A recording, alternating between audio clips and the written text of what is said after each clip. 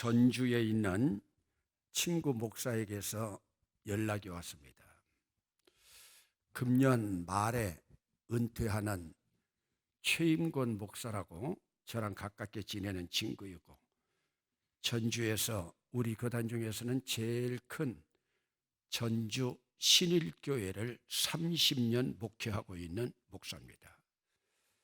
그러면서 지금도 은퇴하고 나면 같이 여행할 크루즈 적금을 같이 들어가고 있는 그러한 가까운 친구인데, 박 목사, 나누리 선교센터 그 공문을 받았다.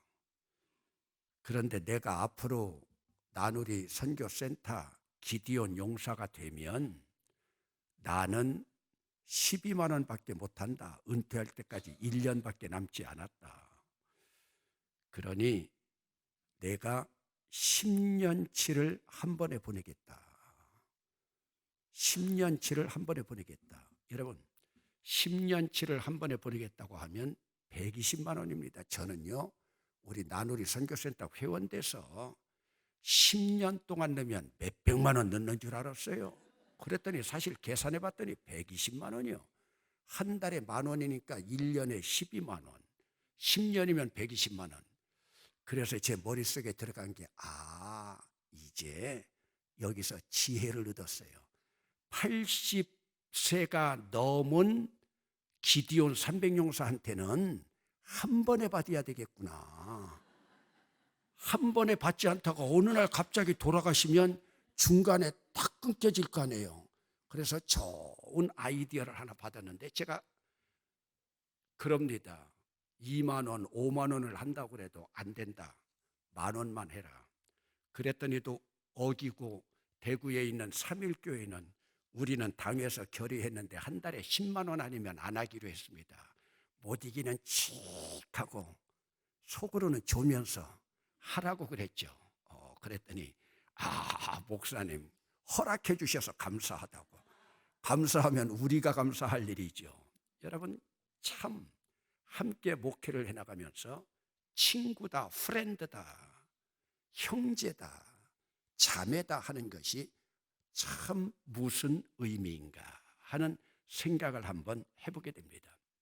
여러분, 그리스도 안에서 우리는 이미 배웠지만은 성전은 늘 거룩해야 됩니다. 성전이 거룩하다고 하는 것은 하나님의 전이 거룩해야 되고, 거룩한 하나님의 전은 바로 고린도전서 3장 16절로 오면은 우리의 몸이 하나님의 전입니다. 왜 하나님의 전이에요? 성령이 거하는 전이기 때문에 하나님의 전입니다. 그러면 하나님의 전을 따라서 제일 먼저 예수님이 외아들로 오셨지만은, 예수님은 사실 외아들로 오셨기 때문에 박해를 받은 겁니다. 박해를 받고 외아들로 힘든 십자가의 길 걸어갔지만은, 십자가 지신 순간부터, 십자가에서 죽으신 순간부터 예수님은 이제 맏아들이 되었습니다. 여러분, 독생자 외아들에서 맏아들이 된 거예요. 여러분, 맏아들이 되었다고 하는 것은 누가 있다는 얘기요? 동생이 있다는 이야기입니다. 그러면 맏아들인 예수 그리스도를 따라가는 동생들이 누구냐? 바로 우리들이 동생인 줄로 믿습니다. 이미 우리는 히브리서에서 다 배웠어요. 히브리서 1장 6절에서 맏아들로 오신 예수 그리스도는 천사도 흠모할 수밖에 없고, 구약시대부터 맏아들에 대한 예언이 있었지만 천사도 그 예수 그리스도, 그러니 천사라고 해도 하나님께서 아들이라고 한 적은 없다. 아들이라고 한 적은 없다. 그렇기 때문에 예수 그리스도가 맏아들이 되어서 승리자가 되어서 모든 세상 만물이 다 맏아들의 발등상이 될 것이다. 발등상이라고 하는 것이 무슨 뜻인가 할 거예요? 그러면 맏아들인 그 예수 그리스도가 구원의 창시자가 되고 아르케구스가 되어서 그분을 따르는 모든 자들은 하나님 입장에서 바라볼 땐 아들들이 됐고 예수님 입장에서 바라볼 땐 동생들이 되었는데 우리 모두는 하나의 형제다. 그런데 이 형제로 맺어주는 것이 뭐냐? 이것이 거룩함입니다. 거룩함으로 맺어주는데 이 거룩함을 다시 한번 입증하기 위해서 주님은 우리에게 거룩함을 입어가는 방법으로 성만찬이라고 하는 것을 우리에게 허락해 주셨습니다. 성만찬이라고 하는 것은 거룩함을 이어가는 것입니다. 여러분, 오늘은 예수 그리스도의 수세주일, 예수님이 세례받은 주일로 우리가 함께 예배했지만은 이제 우리 기독교의 성례는 두 가지인데 바로 예수님 세례받은 것을 따라서 동생들인 우리도 세례를 받아야만 예수 그리스도의 동생들이 되고 이 세례를 받은 사람만이 성만찬 공동체가 되어서 성만찬에 참여해서 떡과 잔을 받을 수 있습니다. 여러분, 기독교에서 최고의 신비가 바로 이 신비입니다. 그러면 이 신비에는 누구만 참여할 수 있느냐? 이 신비에는 세례받은 자들이라고 하는데 이 세례받은 자들이 성만찬 공동체에 참여하는 순간 그들은 바로 부활하신 주님을 따라서 부활된 몸으로 마지막에 주님 앞에 설 줄로 믿습니다. 주님께서 부활하신 첫 열매가 되었기 때문에 오늘 우리는 맏형님 되시는 예수님만 따라가게 되면은 오늘 우리도 구원의 창조주인, 구원의 창시자인 바로 아르케고스를 따라가기만 하면 우리 주님이 걸어가신 부활도 거룩함도 성만찬의 그 거룩함을 이어가는 모든 것도 우리의 것이 됩니다. 그래서 성경에서는 이것을 뭐라고 표현하고 있느냐? 따라합시다. 장자권, 후사권. 성경에서는 장자다, 후사다. 그리고 천국의 것을 우리가 다 상속받을 수 있는 상속자가 된 거예요. 구약시대에는 오직 장자만이 이 권한이 있기 때문에 야곱의 두 아들 야곱의 두 아들이 이삭의 두 아들 에서와 야곱이 이 장자권을 가지고 싸우지 않았습니까? 결국 장자권이 귀한 줄 알아서 야곱이 후사가 되고 후사뿐만 아니라 상속자가 되어서 그것을 받지만 예수 그리스도가 이 땅에 오셔서 십자가 지신 다음에는 예수 그리스도를 믿고 십자가의 보혈로 구원받은 우리 모두가 장자인 줄로 믿습니다. 이 장자에는 오직 믿음만이 있는 거예요. 그렇기 때문에 여자도 장자가 될 수 있고 부모님에게서 차녀로 태어났고 차남으로 태어났고 삼남으로 태어났다 하더라도 바로 이 장자권이 우리에게 주어진 것이고 이 장자권을 가지고 있다고 하는 것은 오늘 우리가 천국을 소유하고 천국에 이를 수 있음을 우리에게 분명히 해주고 있습니다. 그런데 여러분, 오늘 우리가 이 세상을 여러분들이 함께 살아가면서도 보면은 믿음의 형제들이라고 하지만 또 여러분 가정에서 부모님을 중심으로 해서 태어난 형제 자매들이라고 하지만 여러분, 형제 자매가 우애한다고 하는 것, 그것이 상식인 것 같지만 사실은 상식이 아닙니다. 오늘도 여러분 가정에서 여러분 자녀들이 우애 있게 지낸다, 하나님 앞에 크게 감사해야 될 일이에요. 그래서 시편 133편에 뭐라고 기록하고 있습니까? 형제가 연합함이 어찌 그리 아름다운 거. 여러분 보세요.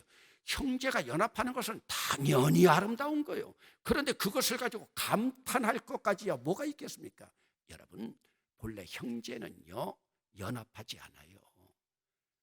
여러분, 믿는 사람들도 보면은 돈 100만 원만 있어도요 부모 죽고 나면 싸웁니다.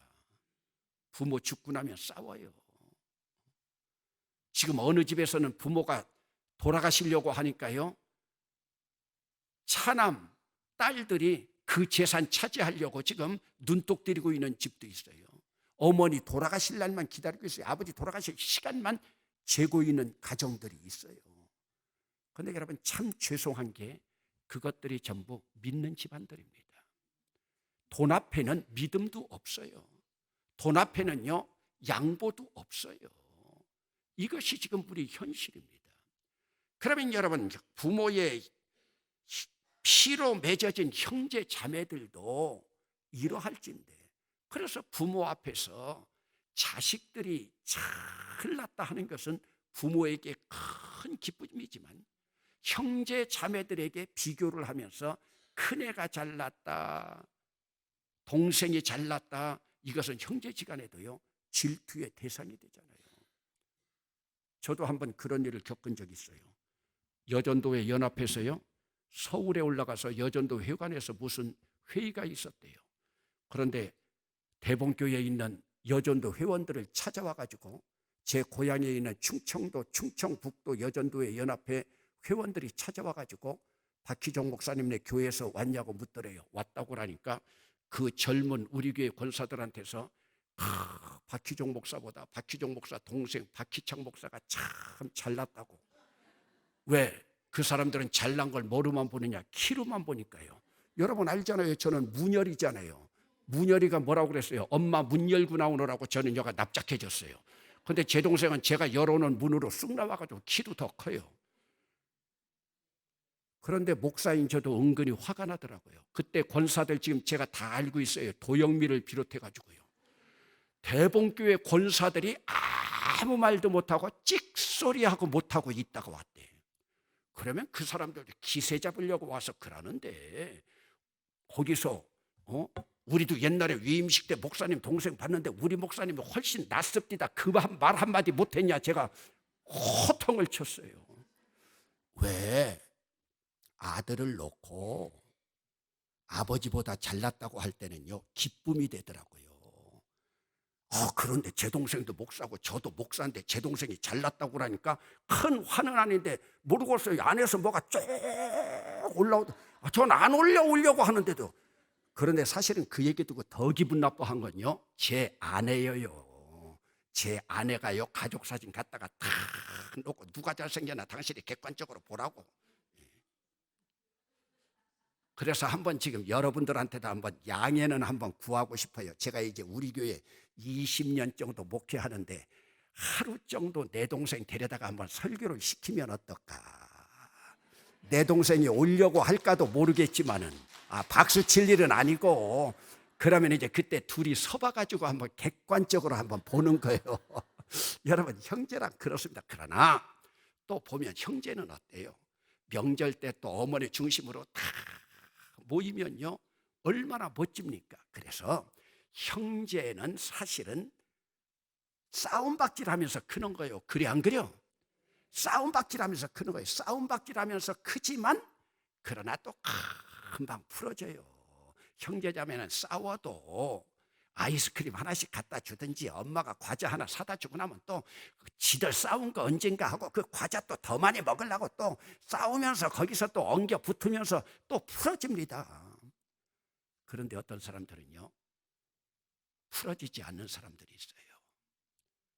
꼭 자기가 만나기 싫은 사람 때문에 일부 예배만 드리는 사람이 있고, 자기가 만나기 싫은 사람 때문에 3부 예배만 드리는 사람들이 있고. 여러분 이게 형제입니까? 제가 오늘 연초라 이런 말씀을 드립니다. 예수님의 수세주일입니다. 그러면 우리도 세례받은 자들입니다. 세례받은 자들이 나가는 길이 바로 무엇입니까? 그래서 오늘 말씀 가운데에서 하나님의 거룩하신 부름을 받은, 하늘의 부르심을 받은 거룩한 형제들아, 오늘 우리는 그냥 형제가 아니에요. 예수 그리스도의 성만찬을 함께 나누는 형제들인 줄로 믿습니다. 그러면 어떤 형제들이야 되느냐? 따라합시다. 화해할 줄 아는 형제들. 화해할 줄 아는 형제들. 화해할 줄 아는. 그래서 제가 지난 주간에도 초상이 났습니다마는, 아버지가 돌아가셔도 어머니가 돌아가셔도 남아있는 자녀들이 우애 있게 화해 있게 지내는 가정 되게 해주세요. 그러면서 하늘에서 부모님들이 바라볼 때 부끄러움이 되지 않는 그러한 형제자매들. 그러면 이것을 이제 오늘 본문 말씀은 사실은 교회 공동체의 이야기입니다. 우리가 형제자매라는 거예요. 우리가 성님 동상이라는 거예요. 그러면 오늘 우리는 정말로 내 마음을 오픈해 놓고 언제나 화해하는 모습으로 있는가. 그래서 오늘 말씀 가운데서 함께 하늘의 부르심을 받은 거룩한 형제들아, 우리가 믿는 도리의 사도, 우리가 지금까지 도리로, 우리가 지금까지 진리로 여기까지 왔던 사도이시며 하나님과 우리 사이에 중보자 되신 멜기세덱의 반차를 쫓아오신 대제사장이신 예수를 깊이 생각하라. 예수를 깊이 생각하라는 것은 우리의 큰 형님을 깊이 생각하라. 우리 여자분들에게는 우리의 큰 오빠를 깊이 생각하라.